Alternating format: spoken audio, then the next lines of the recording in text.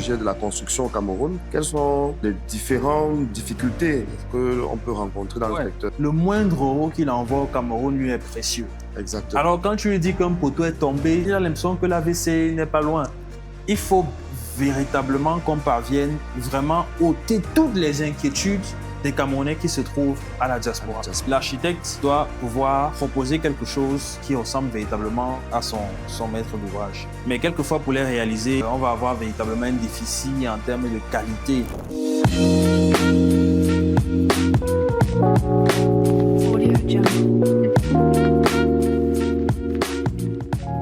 Salut à vous, chers internautes. J'espère que vous allez bien.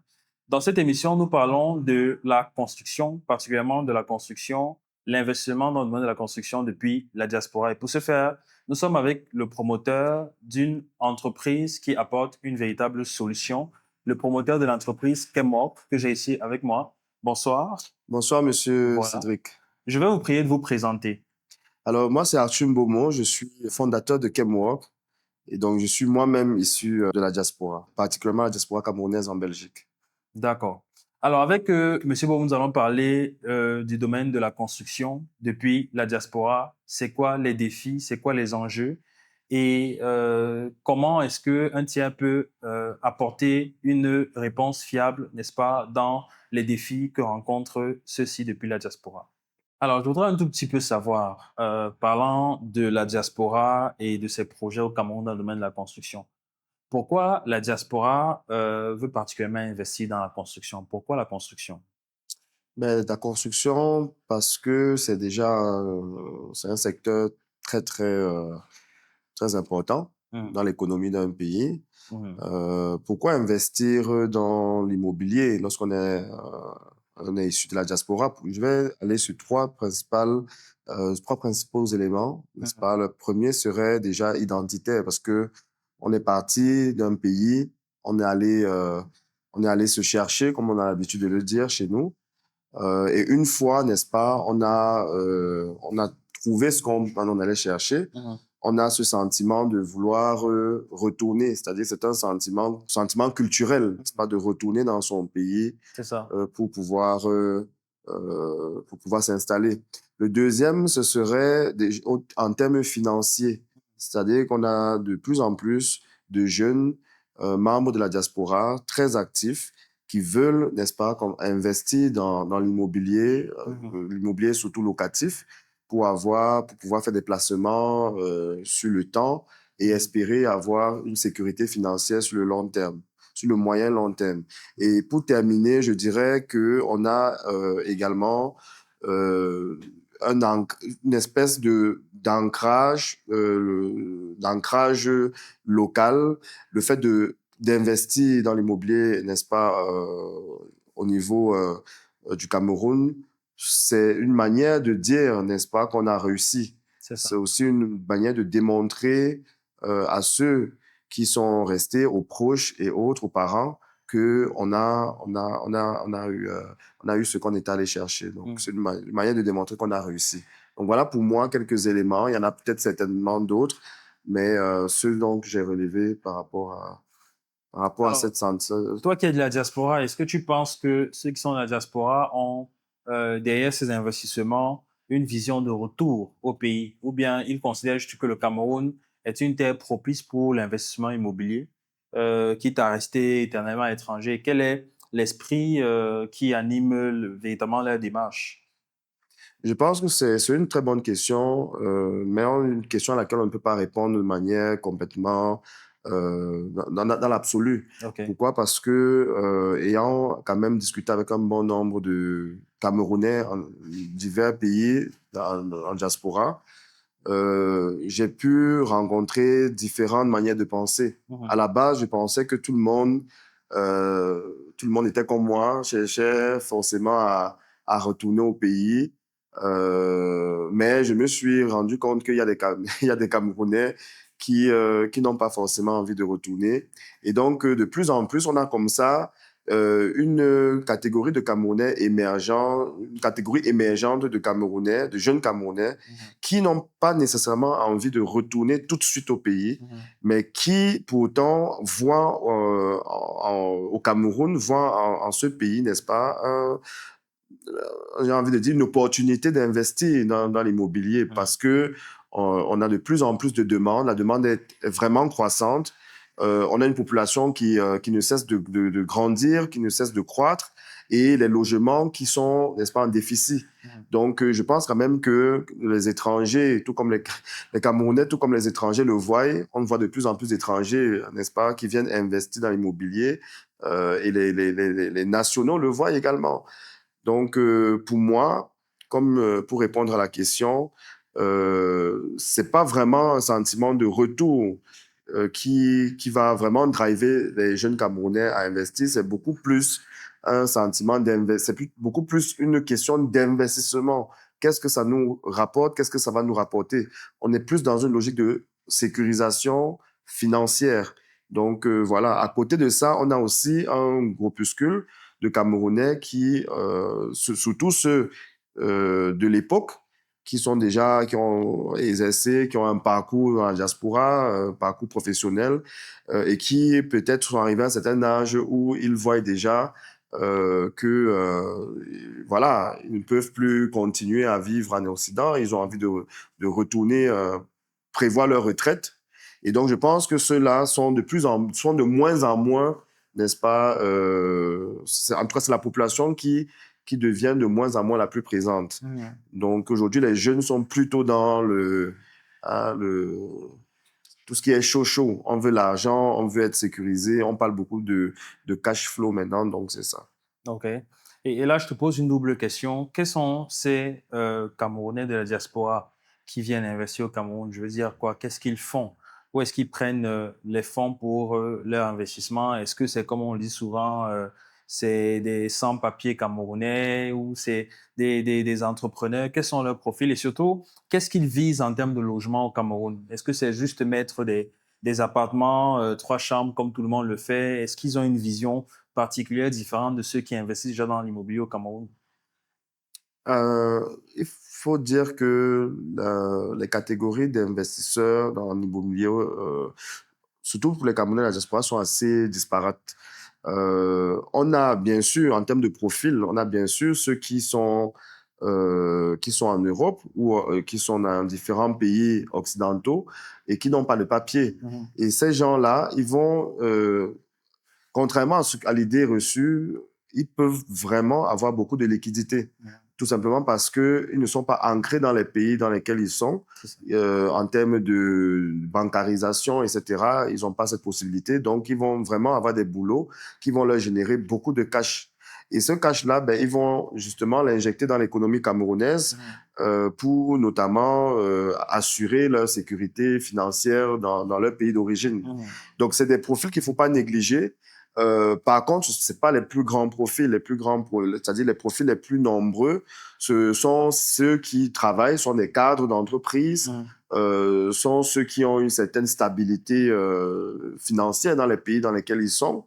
On a de plus en plus de femmes aussi qui commencent à émerger et qui investissent beaucoup dans l'immobilier pour la simple raison que faut se dire que les femmes sont beaucoup encouragées, n'est-ce pas, dans la diaspora, dans le monde professionnel. Et donc, elles ont de plus en plus de moyens, de plus en plus d'autonomie. Et donc, elles peuvent de plus en plus s'exprimer à travers des projets, n'est-ce pas, impressionnants dans leur pays en matière d'immobilier. Et à côté de ça, on a également des couples mixtes qui veulent pouvoir donner la possibilité à leurs enfants de pouvoir toucher du doigt le pays, n'est-ce pas, le pays de leurs parents, de pouvoir avoir une double connaissance, enfin une connaissance mixte des différents pays d'origine de leurs parents. Et donc, c'est aussi une raison qui pousse ces couples-là à pouvoir poser, n'est-ce pas, des biens immobiliers au pays et assurer, parfois même aussi prévoir comment on dit, le patrimoine immobilier de ces enfants-là par l'avenir, par la suite. Alors, est-ce qu'ils ont pour autant Est-ce qu'ils ont pourtant une vision d'investissement de manière commune? Non, je ne pense pas. C'est chacun sa vision, chacun son projet. Et je ne pense pas que ça tienne non plus. Je pense pas que ça tienne en compte les réalités forcément de l'immobilier au Cameroun sur place. Je pense que chacun y va un peu de sa part. Et alors que pour autant, ici, on a des réalités auxquelles il faut, à mon sens, se prendre compte avant de vraiment investir dans l'immobilier. On parle aujourd'hui, par exemple, il y a un déficit en termes de logements sociaux. Je pense que la diaspora devrait de plus en plus, n'est-ce pas, regarder ce pan-là, travailler avec les autorités en charge, n'est-ce pas, de la gestion Tout immobilière. à fait. On a, par exemple, des entreprises comme la SIC qui peuvent accompagner, qui peuvent aider, n'est-ce pas, la diaspora à investir dans les logements sociaux qui sont, n'est-ce pas, une possibilité aussi, une opportunité sur le long terme euh, de pouvoir avoir quand même un retour sur investissement considérable. Donc, ce sont des petits logements adaptés au pouvoir d'achat, au pouvoir d'achat du petit contribuable camerounais qui est pour moi, n'est-ce pas, qui est pour moi un véritable sens à l'investissement. Il n'est pas question de venir poser des hôtels 6 étoiles comme on le voit déjà. Il y en a déjà un peu de trop. Ici à Yaoundé, on en voit de partout. Les réalités sont que, voilà, c'est pas forcément des biens immobiliers adaptés et disponibles, accessibles à la réalité du Camerounais lambda. Donc moi, j'encourage beaucoup les Camerounais à s'orienter, à se faire accompagner par des acteurs clés qui peuvent leur donner des informations d'investissement dans les différents pôles stratégiques, n'est-ce pas, dont le besoin se fait ressentir ici au Cameroun. Alors aujourd'hui, il y a une question qui taraude beaucoup d'esprit, notamment au sujet de la construction au Cameroun. Là, on va parler des défis, notamment du secteur de la construction. Quelles sont, d'après toi, les différentes difficultés qu'on peut rencontrer dans le Ouais, secteur? il y a beaucoup de choses à dire, hein. Il y a beaucoup de choses à dire dans ce qui concerne les défis de la construction. Déjà, il faut savoir que le Cameroun a vraiment un gros déficit de logement, vraiment énorme. Et c'est pour ça que aujourd'hui, les architectes comme moi avons beaucoup de choses à faire. On parle facilement de 2,5 millions de déficit de logement. Quand bien même chaque année, on a un besoin de à peu près 100 000 unités, on est très loin d'atteindre vraiment ces 2,5 millions. C'est le domaine par excellence où il faut investir. Et je pense que toi, de la diaspora, tu en sais quelque chose. Exactement, exactement. Donc, et à part, alors, comment vous faites, vous, en tant qu'architecte, en tant que chef de projet, pour pouvoir réaliser des ouvrages. Lorsqu'on sait que, par exemple, la main-d'œuvre devient de plus en plus, la main-d'œuvre qualifiée, j'ai envie de dire, devient de plus en plus difficile dans l'écosystème, difficile à trouver. Bon, disons que c'est un véritable problème. C'est un véritable problème. Je pense que euh, c'est une question qui nous pousse véritablement à nous ouvrir à l'extérieur. Parce que l'architecte doit pouvoir proposer quelque chose qui ressemble véritablement à son maître d'ouvrage. Mais quelquefois, pour les réaliser, on va avoir véritablement un déficit en termes de qualité, de qualité de main-d'œuvre. Voilà. Et donc, on est en perpétuel en train de chercher cette main-d'œuvre qualifiée, quitte à la former. Quitte à la former. Et quand je rencontre quelqu'un de la diaspora comme toi, voilà, qui a envie de construire quelque chose, non, je veux que tu puisses voir dans ton projet, tu puisses voir un projet qui te ressemble, hein, et que tu puisses être sûr que on va pas te bricoler quelque chose. On va vraiment faire quelque chose qui te ressemble. Voilà. Et cette main-d'œuvre qualifiée là, est-ce que elle est c'est-à-dire que on remet en cause le système d'éducation, de formation des jeunes dans le secteur de la construction ou c'est quoi le problème Bon, exactement? disons qu'il y a pas, il y a une main-d'œuvre rudimentaire, j'ai envie de dire ça comme ça, hein, qui a appris à faire des choses, mais qui a besoin de se mettre à jour, qui a vraiment besoin de se mettre à jour. Et de plus en plus, l'évolution, la technologie avance, c'est la même chose avec le domaine de la construction. Donc, il faut pouvoir véritablement augmenter le potentiel de production et de réalisation des projets qui sont en marge avec, qui ne sont pas en marge avec l'évolution de la technologie et j'en passe. Donc, il faut passer d'une main-d'œuvre rudimentaire vraiment une main-d'œuvre à jour. Et c'est ça vraiment le challenge aujourd'hui de l'architecture au Cameroun et surtout du BTP de façon générale. Voilà. D'accord. Tu disais tout à l'heure que ça dit le manque d'accès à la ressource qualifiée vous poussait, vous, en tant qu'architecte, à vous tourner vers l'extérieur. De quoi s'agit-il? Quel extérieur? Est-ce qu'on parle de la sous-région? Est-ce qu'on parle des étrangers qui viennent d'Asie ou bien... Oui, surtout, hein, ce qui est vrai, c'est qu'aujourd'hui, les Chinois sont vraiment la main-d'œuvre la plus qualifiée et la moins chère. Vraiment, aujourd'hui, les Chinois ont cet avantage que ça s'implanter dans n'importe quel pays parce qu'ils savent faire et ils coûtent moins cher. Donc, on veut bien nationaliser le travail, on veut bien avoir une capacité locale performante, mais c'est de plus en plus difficile parce que les Chinois se sont vraiment positionnés comme un pays qui a une capacité de développement de technologie élevée et une capacité de respect des délais élevés. Donc, les Chinois sont aujourd'hui l'entreprise, j'ai envie de dire, le pays qui propose une facilité de faire un certain nombre de choses. Or, maîtrise d'œuvre. Voilà, une maîtrise d'œuvre vraiment expérimentée. Et tu vas voir que ils sont aujourd'hui présents dans de petits projets. Hein. J'ai été dans un projet, c'était une résidence individuelle d'un monsieur du gouvernement. C'était une résidence individuelle faite par des Chinois. On s'attend à ce que ce soit des buildings où on les voit, mais non, dans des petits projets, aujourd'hui, les Chinois sont disponibles. Si tu vas à Kouadoua, tu vas voir, il y a des immeubles partout, ils sont là pleins. Tu dis que tu as un projet là dans le quartier, ils vont venir. Pourquoi moi j'ai l'impression qu'en réalité, on n'a pas forcément un manque de compétences.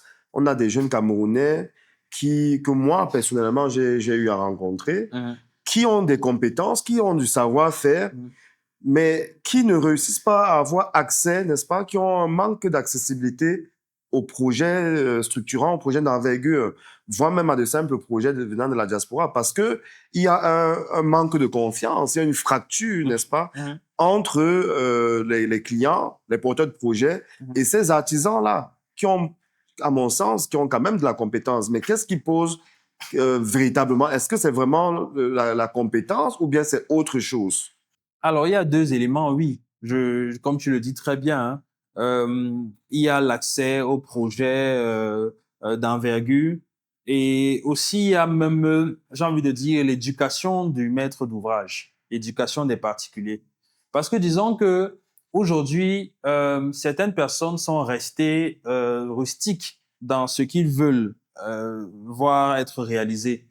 Tu veux faire quelque chose qui est sympa, mais le maître d'ouvrage trouve que, voilà, non, lui, il est habitué à voir les colonnes doriques, des choses comme ça. Pourtant, c'est pas vraiment des projets identitaires.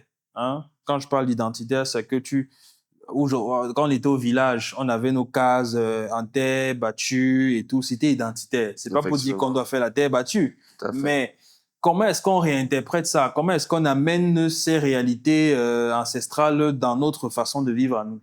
Maintenant, je bascule rapidement ailleurs en disant que comment est-ce que ces personnes qui savent faire, on les rapproche de là où on fait? Il faut qu'il y ait des intermèdes, il faut qu'il y ait un tiers qui leur permette de pouvoir aller là où ils savent faire. Exactement. Figure-toi que très peu de Camerounais savent travailler véritablement avec le bambou. Vraiment le bambou, c'est-à-dire te faire un ouvrage en bambou. Donc, quand il y a un projet en bambou, quelque chose qu'il faut faire, on prend ceux qui savent le faire, peu importe où ils sont au Cameroun. Donc, tu as un gars qui est au Grand Nord et on veut faire un truc au bambou, il va voyager. N'est-ce pas? Oui, il va venir faire son travail. Et du coup, tu as un gars qui fait le tour du Cameroun, non, tu croyais qu'il est ingénieur en informatique ou ingénieur quelque chose. Non, il fait du bambou. Il fait du bambou. Ouais, parce qu'il a l'exclusivité de ce travail. Et c'est pareil pour le rotan ou... Que le bambou. Oui, bon, le rotin, encore que les artisans du rotin sont très nombreux parce qu'on fait des chaises, des trucs comme ça. Mais vraiment, je parle de la pratique du bambou comme en Asie, quoi. Oui, oui. En Bambou. Asie, on te fait des éléments en structure bambou. Oui, oui, oui, Voilà, bien la sûr, pratique bien sûr. du bambou, c'est très peu propagé. Tu vas en voir difficilement. Alors, Cédric, Oui. quel est aujourd'hui le défi pour un membre de la diaspora camerounaise à investir au Cameroun dans l'immobilier, dans la construction? Oui. Je pense que son défi est, dans un premier temps, au niveau de la fiabilité de son projet. Comment un projet est fiable? Il est fiable en fonction de l'équipe qui est mobilisée autour du projet. J'ai envie de dire que la diaspora a besoin d'être véritablement éduquée dessus. Étrangement, j'espère que tu n'es pas comme ça.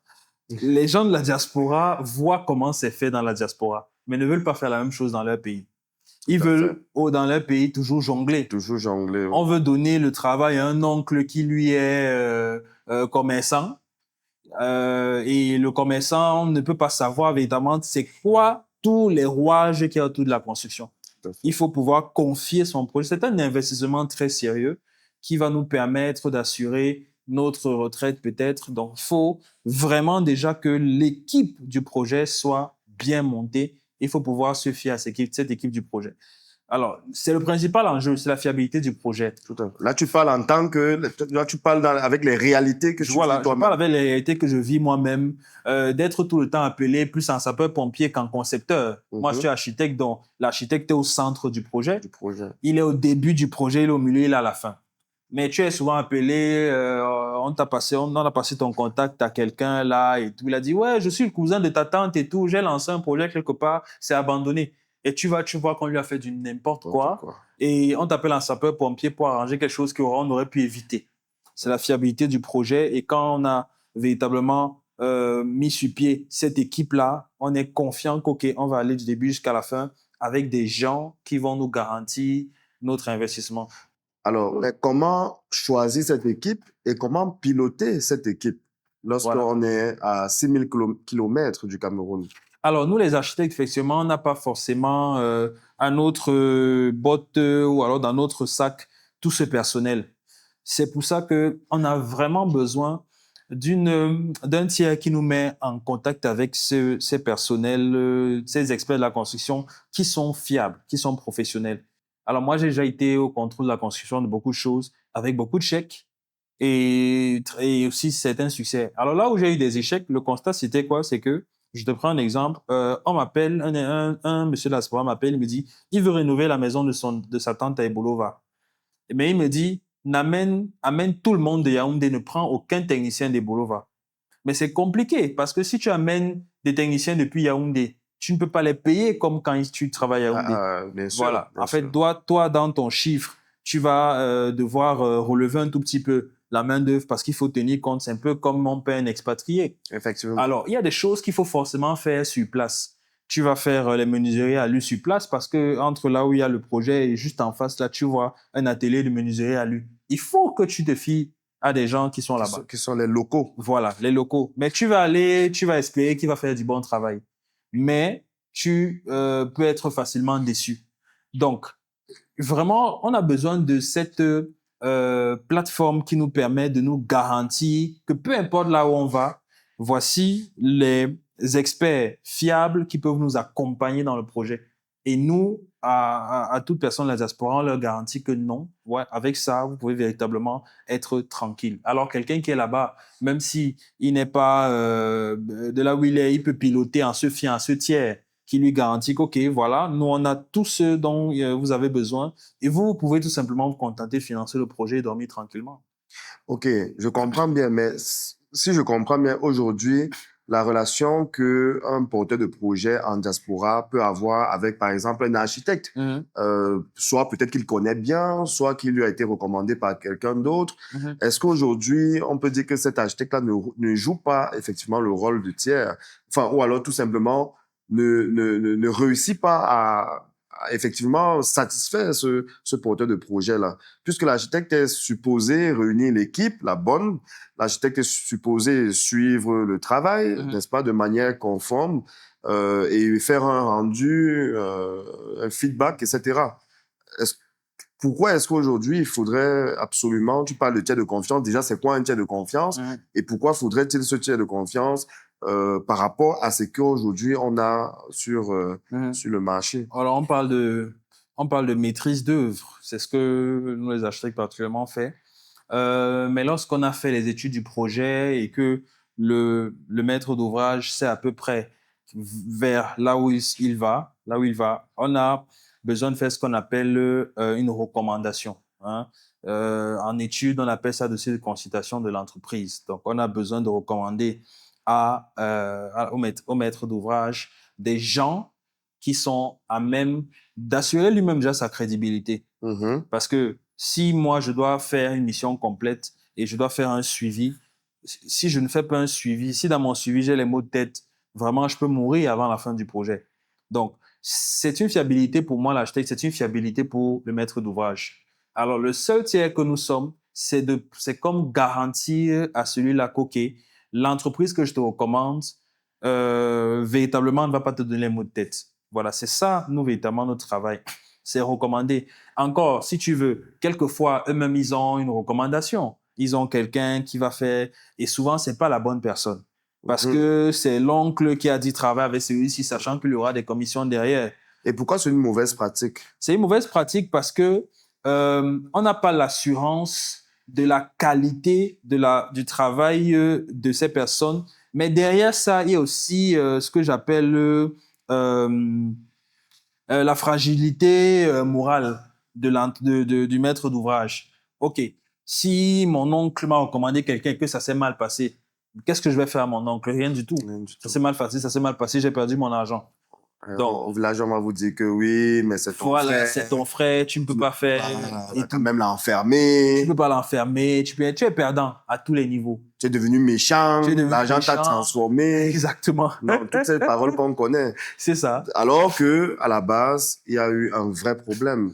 Il y a des difficultés, il y a le détournement des fonds. Tout à Vous fait. envoyez de l'argent.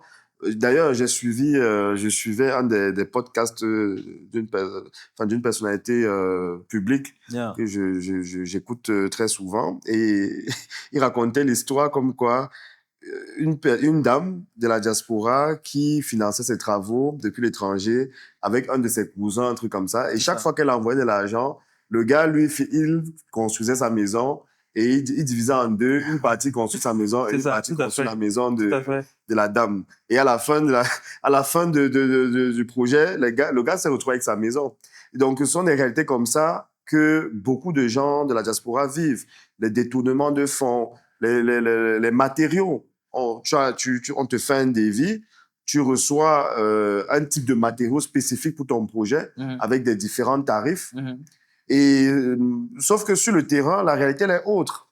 Sur le terrain, le gars qui est en charge, n'est-ce pas, de ton projet, il va te prendre des matériaux bas de gamme qui n'ont plus rien à voir avec ce qui a été mentionné dans le devis. Donc, ce sont des choses comme ça qui minent un peu et qui créent justement la frustration, qui empêchent, j'ai envie de dire même, qui freinent l'investissement des Camerounais de la diaspora. Ouais. Et il y a plein d'autres choses. Il y a le manque de suivi, le manque de transparence. Il y a même l'incompétence. On parle très peu d'incompétence, mais il y a beaucoup de projets qui sont alloués à des personnes incompétentes. Absolument. Tout simplement parce que on les a miroité le sentiment que ce sont des proches, le sentiment que c'est des personnes que le papa ou la maman connaît. Tout à fait. Alors que dans le fond, ces personnes n'ont soit jamais suivi elles n'ont jamais réalisé ce type de projet Tout à fait. dans leur actif, ou tout simplement, elles sont de mauvaise foi. Tout à fait. Donc, on se retrouve avec des chantiers. Je pense que dans le milieu, tu vois de plus en plus d'immeubles qui s'écroulent, de bâtiments qui sont totalement non conformes, j'ai envie de dire. Et donc, tout cela, de plus en plus, va continuer à on va dire, à grandir, tout simplement parce que on n'arrête pas de dire aux Camerounais d'éveiller les consciences en disant faites attention, confiez vos projets aux professionnels, quitte à payer un peu plus. Parce que de l'autre côté, on a aussi une autre réalité, c'est que on a des gens qui à la base étaient ici, enfin, résidaient au Cameroun, leur pays d'origine, qui vont à l'étranger, qui gagnent des opportunités, qui ont de l'argent, qui réussissent à se faire un petit patrimoine financier et qui maintenant, au moment d'investir, reviennent avec des mentalités qu'ils avaient quand ils étaient au Cameroun. C'est-à-dire que au lieu de se dire que, OK, je suis dans un environnement où la conformité est quand même de règles, où la norme, la rigueur est quand même, n'est-ce pas, le mot maîtresse, le mot maître, ou alors la clé, si j'ai envie de dire la clé maîtresse. Et tu as donc ces gars-là, malheureusement, qui vont te rediscuter les dévis comme s'ils n'ont jamais, ils n'ont jamais vu l'étranger, l'Occident, qui vont te dire non, tel type de matériaux, je n'en veux pas, je veux le matériau bas de gamme parce que ça va réduire mes frais, etc. C'est-à-dire, ce type de mentalité-là, il faut vraiment qu'on sorte de là. Tout à fait. Parce que on veut des ouvrages d'un certain niveau, des ouvrages conformes qui respectent les normes, qui respectent les standards, et qui sont des ouvrages qui ne vont pas détruire la nature. Parce que quand on construit, on peut avoir, s'il n'y a pas une expertise QHSE, par exemple, on peut arriver à construire des édifices qui viennent détruire même tout simplement la vie. C'est ça. Et la vie, ça peut être la vie humaine, ça peut aussi être la faune ou la flore. C'est ça. Et donc, il faut accompagner, il faut éveiller, accompagner les porteurs de projets en leur éduquant c'est-à-dire sur les contraintes, qu'il y a dans la construction au Cameroun, mais sur également les bénéfices qu'on peut tirer lorsqu'on construit et de la bonne manière, Tout à fait. avec les bons exécutants et avec la bonne ligne de conduite. Ouais. Donc voilà un tout petit peu. Mais si on veut revenir sur ce côté-là, sur ce volet-là, qu'est-ce qu'il faut donc faire, Monsieur Cédric, toi en tant qu'architecte aujourd'hui, lorsqu'on est de la diaspora et qu'on veut investir au pays, qui on doit donc appeler? Alors, Archie, moi, je pense que dans tout ce ce dont nous sommes en train de parler, concrètement, les Camerounais de la diaspora veulent pouvoir sortir de l'argent, et être sûr que leur argent va à la destination de leurs souhaits. Je veux construire un immeuble de location. Je veux avoir l'assurance que mon argent arrive quelque part. Je veux avoir l'assurance que si je sors mon argent et qu'il y a une situation, ce n'est pas un coût supplémentaire pour moi.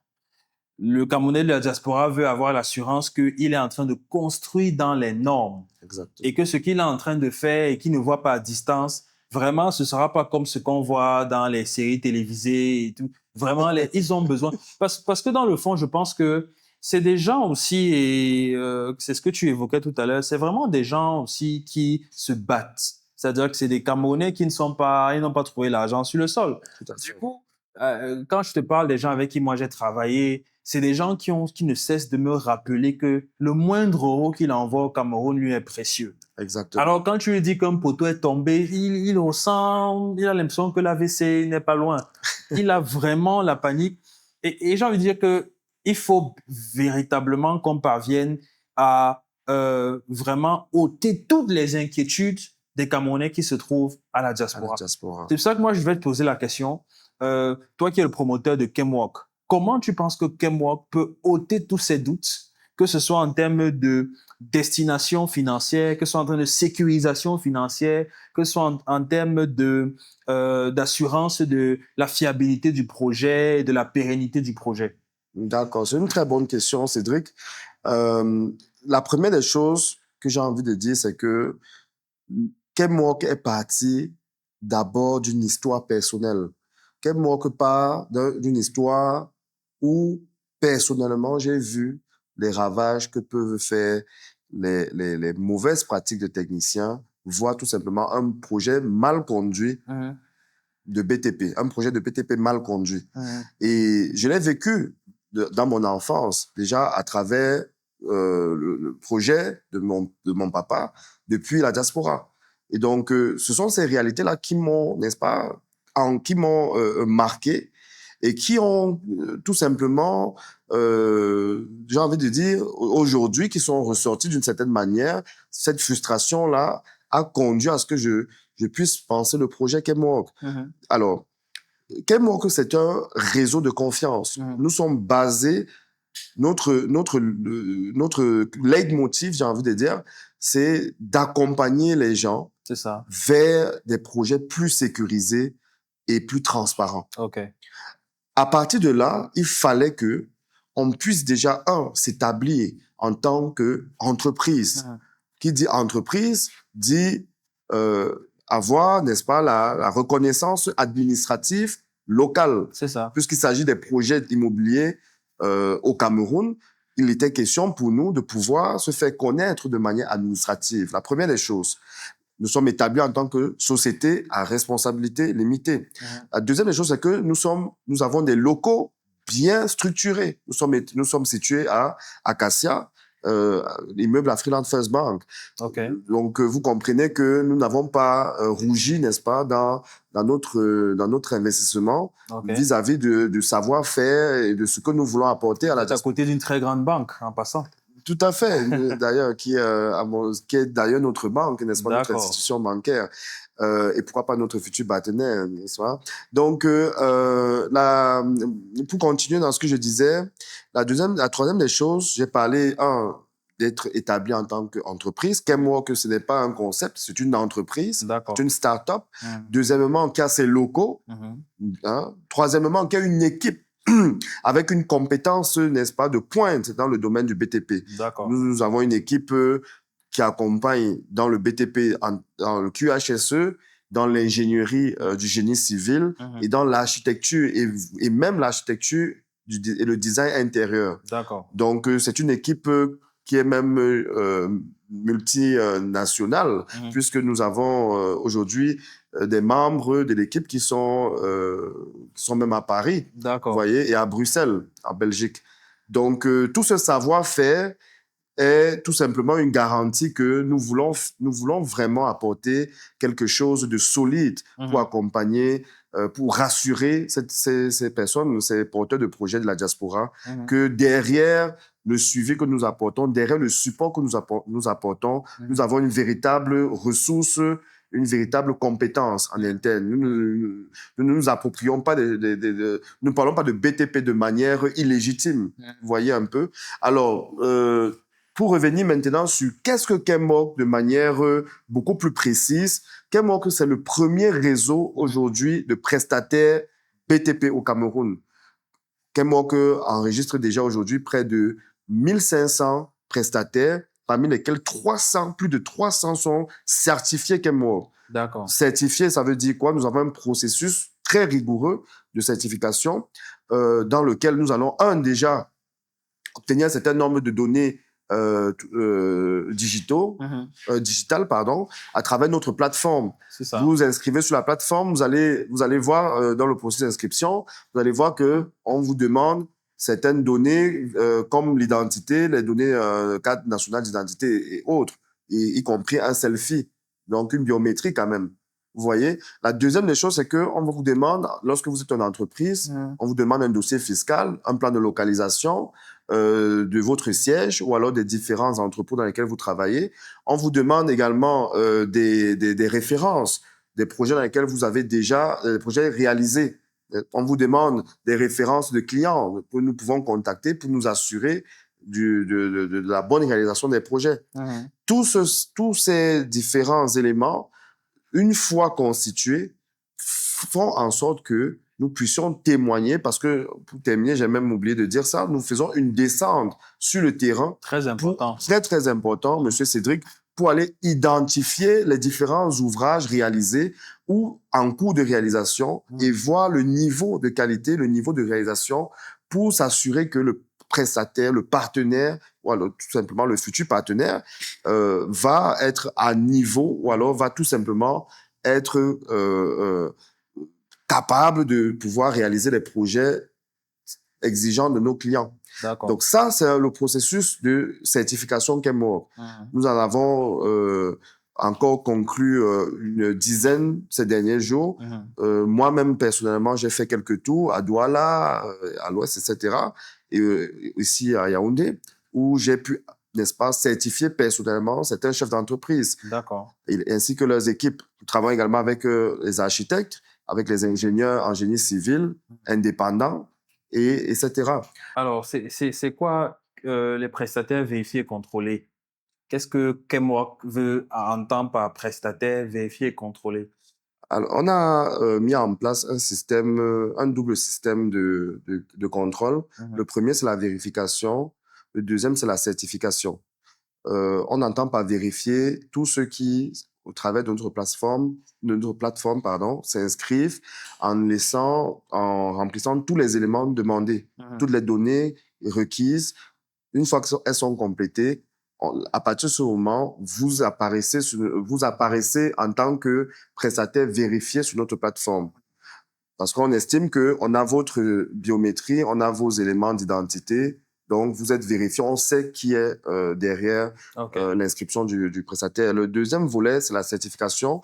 Et là, ça va un peu plus loin parce que, outre le fait de s'inscrire sur notre plateforme, vous allez devoir compléter un certain nombre de dossiers. Par exemple, votre plan de localisation, vos références clients, vos références employeurs ou alors tout simplement les personnes avec lesquelles vous avez déjà collaboré. On va faire une descente sur le site pour voir comment vous travaillez, pour évaluer votre niveau de réalisation.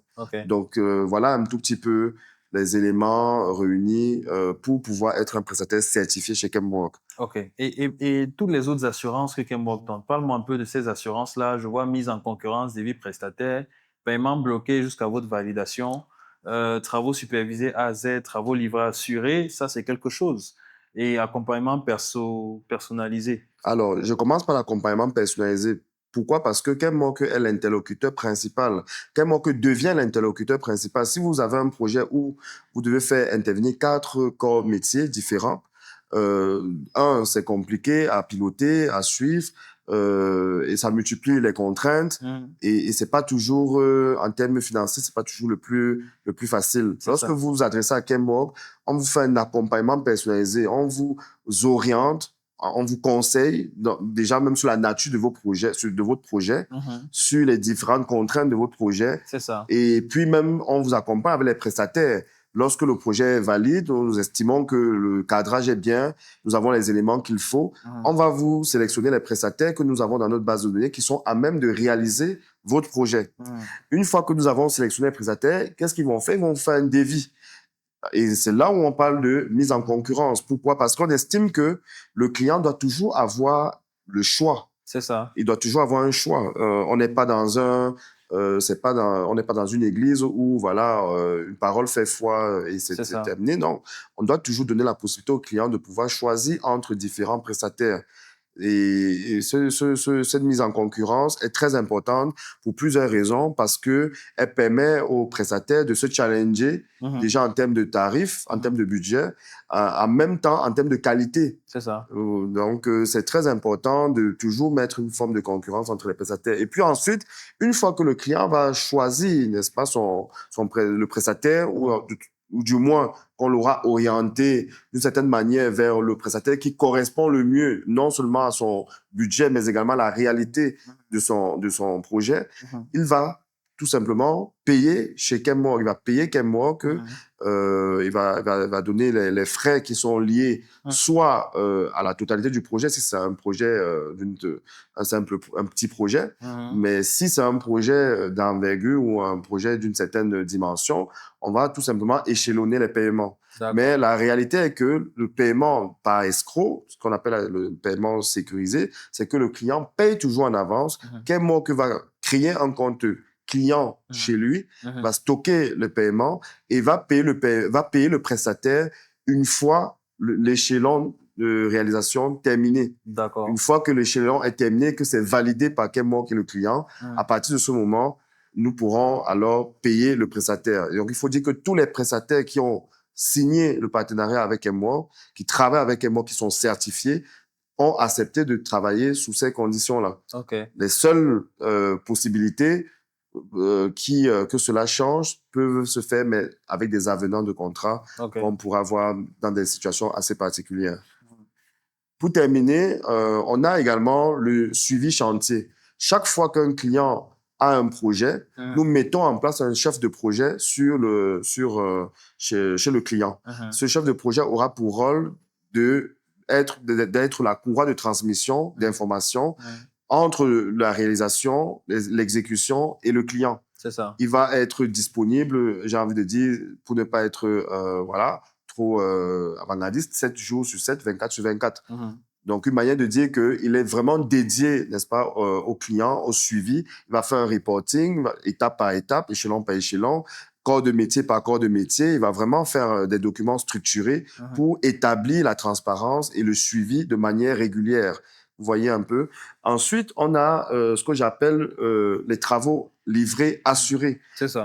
Kenwork n'est pas lui-même exécutant. Kenwork, c'est un tiers de confiance intégré.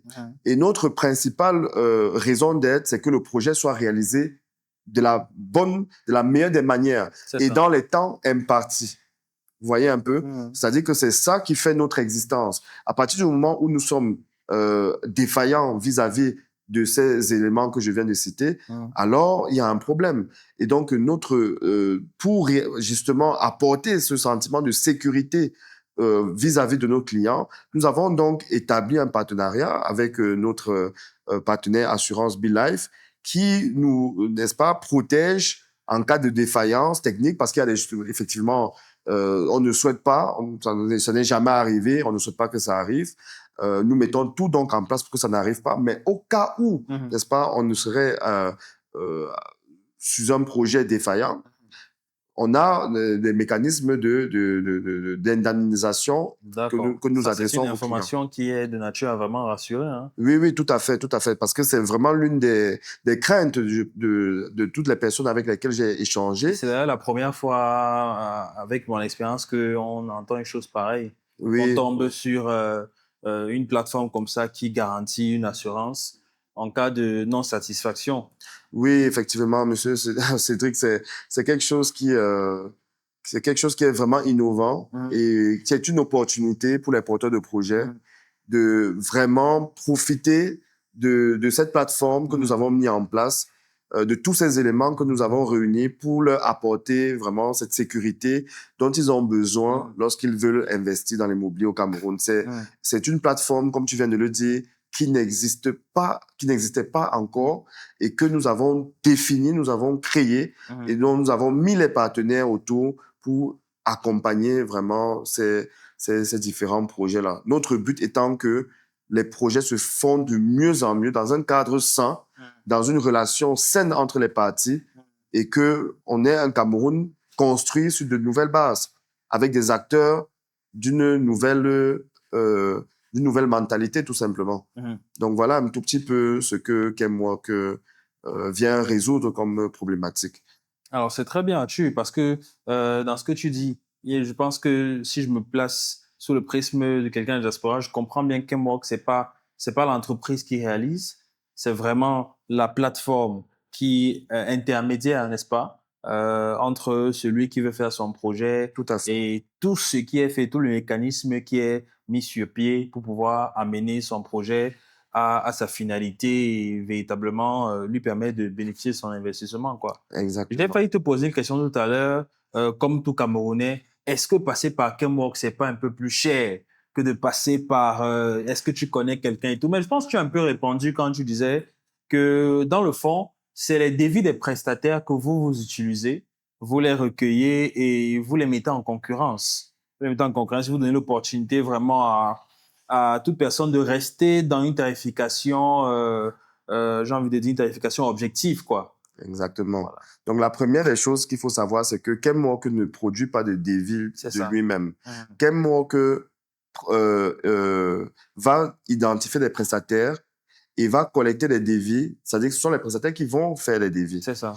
Qu'est-ce que Kenwork va faire? Kenwork va juste s'assurer que les devis ne soit pas exorbitant Tout à fait. vis-à-vis de la réalité du marché, Absolument. la réalité économique même du secteur, que ce soit en termes de prix de matériaux, que ce soit en termes de tarifs moyens de la main-d'œuvre. On va jeter un regard, on va faire une analyse des devis reçus pour s'assurer qu'il n'y ait pas d'écart Tout à grossier. fait.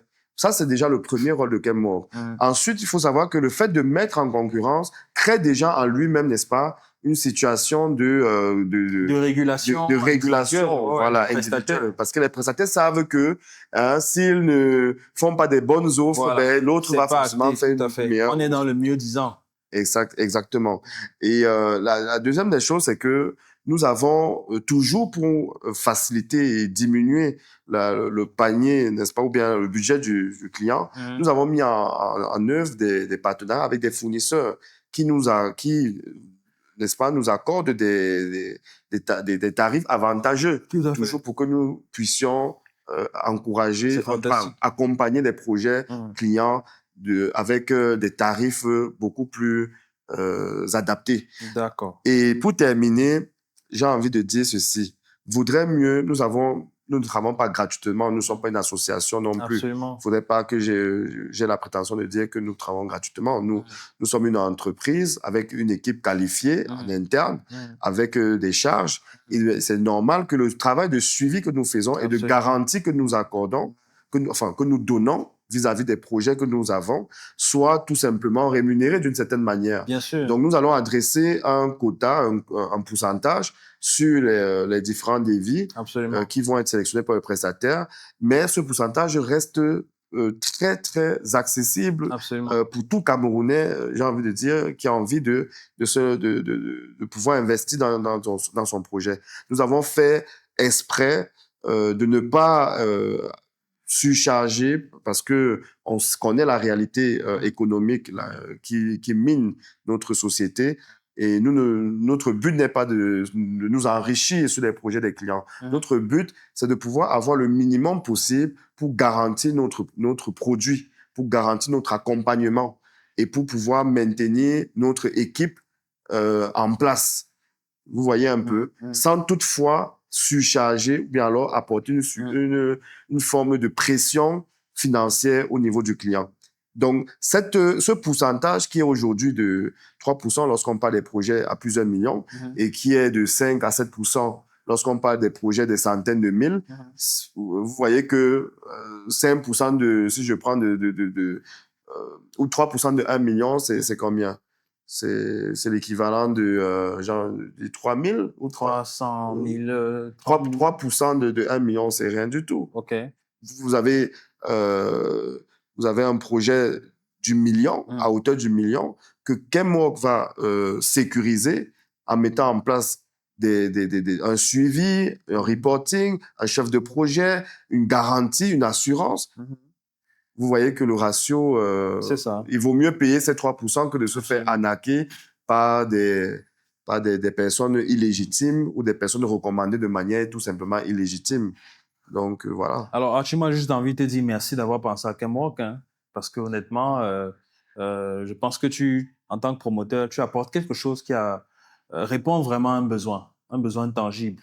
Et j'espère vraiment que tous les Camerounais de diaspora vont embrasser cette opportunité sans réserve.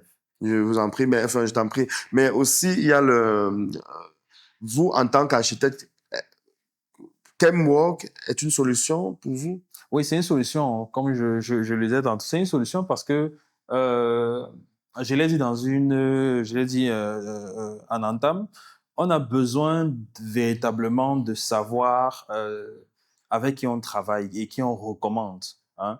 Si on me dit, OK, je vais travailler avec ces gens et que mon employeur est passé par Kenmore, ça va, je suis plus serein. Hein? Je vais travailler avec une entreprise des prestataires qui vont me permettre d'atteindre mes objectifs et qui vont préserver ma fiabilité en tant qu'architecte. Voilà. Donc, on est véritablement en tant qu'architecte tout bénéf, tout avantagé et c'est pour ça que je salue vraiment l'initiative Kenmore. Merci. Mais Arthur, c'était vraiment un honneur de pouvoir échanger avec toi. Le plaisir est partagé, Cédric. Toutes ces questions qui relèvent de la construction, qui relèvent des enjeux, qui relèvent véritablement des attentes de la diaspora, et qui évoque en quelque sorte même le futur du développement urbain au Cameroun. Exact. Ça, c'est des choses auxquelles nous, les acheteurs, on est particulièrement sensibles. On veut voir des villes qui sont mieux construites. On veut voir des bâtiments qui sont plus fiables, voilà, Conforme. plus conformes aux normes. On veut Exactement. vraiment voir une architecture dans nos villes, dans nos quartiers. Là, on en a un peu marre, vraiment, de voir des choses qui n'ont pas de sens. Et je pense qu'avec Kemwalk, on est véritablement sur le bon chemin pour atteindre cet idéal-là. Voilà. Donc, merci à toi, promoteur de Kemwalk, d'avoir pensé à Kemwalk. Et voilà, j'encourage tous nos différents auditeurs qui ont suivi cette vidéo, rester scotchés sur Kemwalk, sur toutes ces plateformes. Et sans réserve, n'hésitez pas à recommander cette entreprise prometteuse. Et on se dit à bientôt par la grâce de Dieu.